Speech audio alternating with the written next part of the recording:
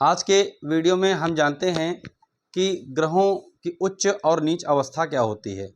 तो आपने भी कई बार पंडित जी को कुंडली दिखाई होगी, उसमें पूछा होगा आपने कि हमारा उच्च का ग्रह कौन सा है, नीच का ग्रह कौन सा है।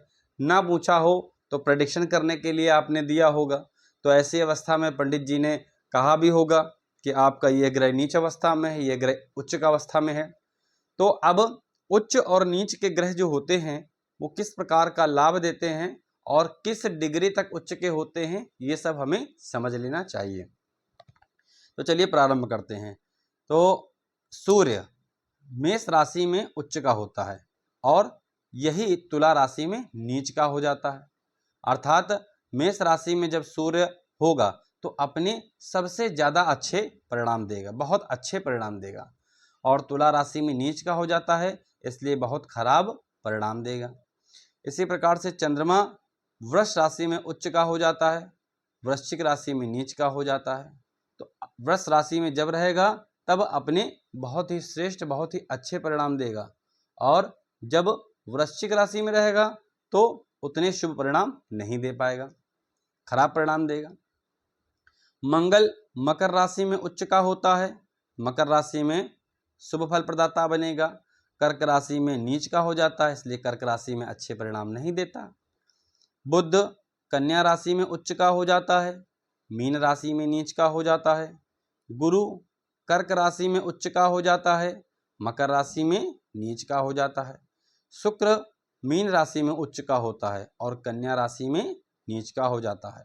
इसी प्रकार से शनि तुला राशि में उच्च का होता है और मेष राशि में नीच का हो जाता है।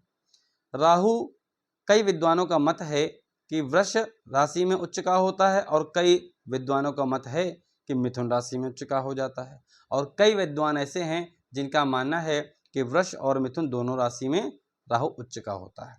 इसलिए मैंने दोनों को यहाँ पर मेंशन कर दिया है।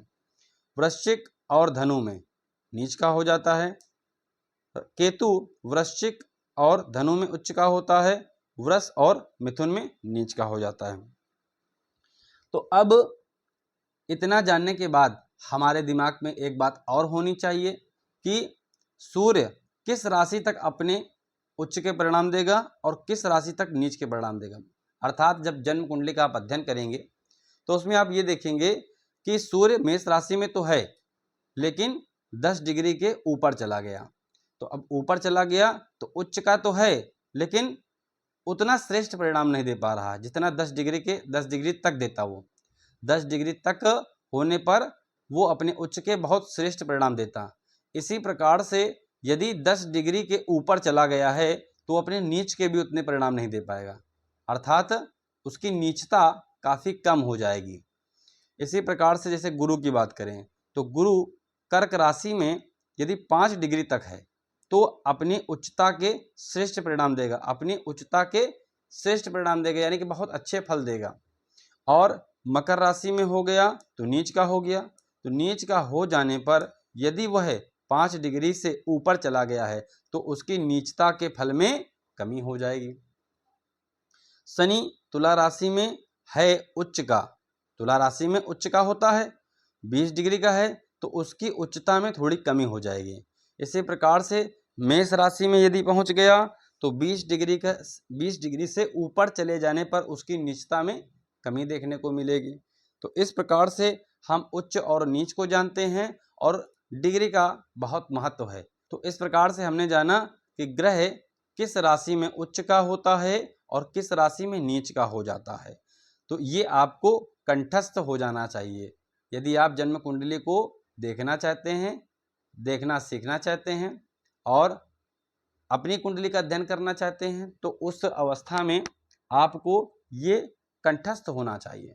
इसी प्रकार से आपको ये डिग्री भी कंठस्थ होनी चाहिए कि कोई ग्रह उच्च का तो है, आपने समझा, लेकिन वह यदि डिग्री यानी कि 10 डिग्री से ऊपर पहुंच गया तो उसकी उच्चता में कमी आ गई। गुरु यदि 5 डिग्री से ऊपर चला गया तो उसकी नीचता में कमी आ गई, अगर मकर राशि में है तो इस डिग्री का भी आपको ध्यान देना चाहिए।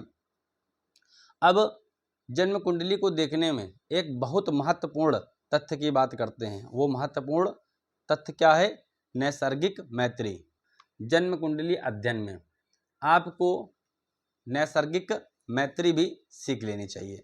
नैसर्गिक मैत्री का भी बहुत महत्व होता है, क्योंकि ग्रह जिस राशि में बैठे हैं उस राशि के स्वामी के साथ उनका संबंध कैसा है, बिना नैसर्गिक मैत्री के ज्ञान के हम नहीं जान सकते। तो नैसर्गिक मैत्री का ज्ञान अवश्य होना चाहिए। तो हमारे पास ये ग्रह हैं। अब यह ग्रह जो हैं तो इनका कौन मित्र है, कौन उनके लिए सम है और कौन उनके लिए शत्रु है, यहाँ पर सब वर्णन है। सूर्य का मित्र है चंद्रमा, मंगल और गुरु, ये इनके मित्र हैं। सूर्य के लिए सम ग्रह जो है वो कौन है, बुध। सूर्य के लिए जो शत्रु ग्रह हैं वो हैं शुक्र और शनि। चंद्रमा के लिए जो मित्र ग्रह है वो है सूर्य और बुध।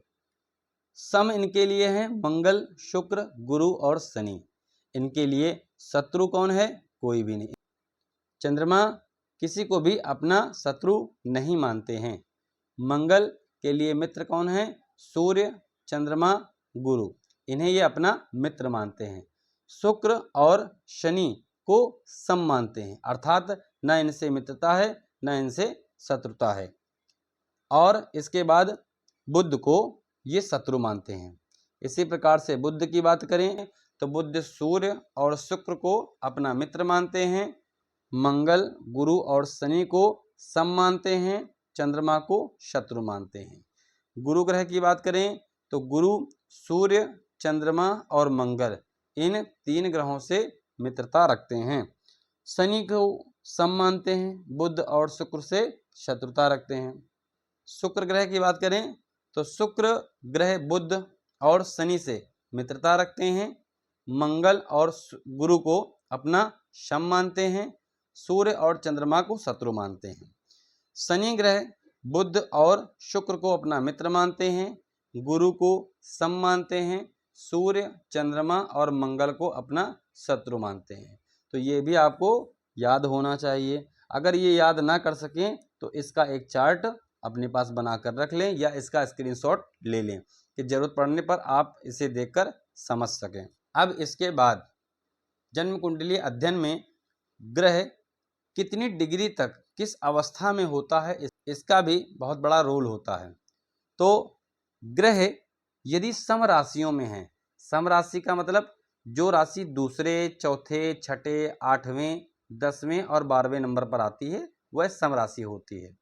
तो जैसे यदि आप ऐसे समझ नहीं सकते तो आप यूं समझ सकते हैं। देखिए 2 नंबर पर आ रही है वृष राशि तो ये हो गई सम राशि।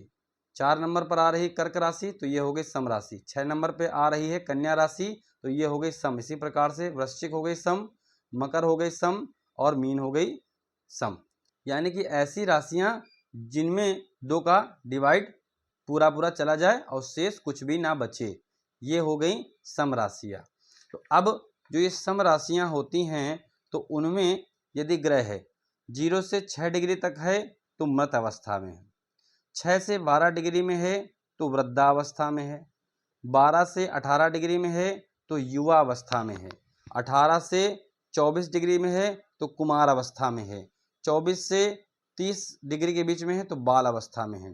तो इसमें सबसे ज़्यादा बलवान, सबसे ज़्यादा जो बलवान होता है वो युवा अवस्था का ग्रह होता है।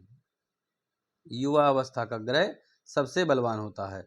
इसके बाद उससे कम होता है कुमार अवस्था का, और उससे कम होता है बाल अवस्था, और वृद्ध अवस्था मृत का काफ़ी कमज़ोर माना जाता है। ठीक है।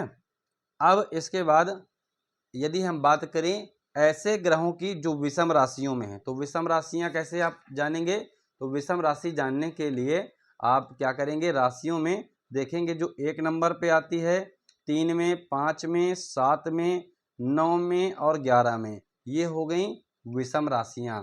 अर्थात ऐसी राशियां जिनके नंबर में हम 2 से डिवाइड करेंगे तो पूरा पूरा डिवाइड नहीं जाता है, वे राशियां विषम कहलाती हैं। तो विषम नंबर पर आने वाली जो राशियां हैं मेष, मिथुन, सिंह, तुला, धनु, कुंभ, इनके साथ अवस्था किस प्रकार से चलती है, तो इनके साथ 0 से 6 डिग्री में यदि ग्रह है, यानी कि इन राशियों में ग्रह यदि 0 से 6 डिग्री में बैठा हुआ है तो वो बाल अवस्था में हो गया।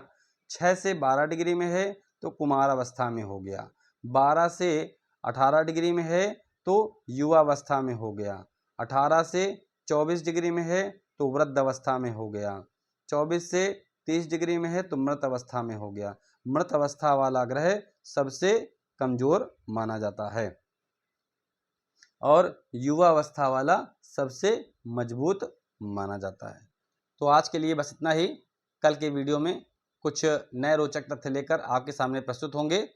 तो यदि आपको यह जानकारी अच्छी लगी हो, आपको हमारी कुंडली सिखाने का तरीका अच्छा लगा हो, तो हमारे चैनल को सब्सक्राइब कर लें और बेल आइकन का बटन दबा दें ताकि हमारे द्वारा बनने वाले सभी वीडियोस का नोटिफिकेशन आप तक आसानी से पहुंच सके। हमारे चैनल पर वास्तु से रिलेटेड, कुंडली से रिलेटेड और अंक ज्योतिष से संबंधित और हस्तरेखा से संबंधित कोई ना कोई वीडियो बनते रहते हैं। धन्यवाद।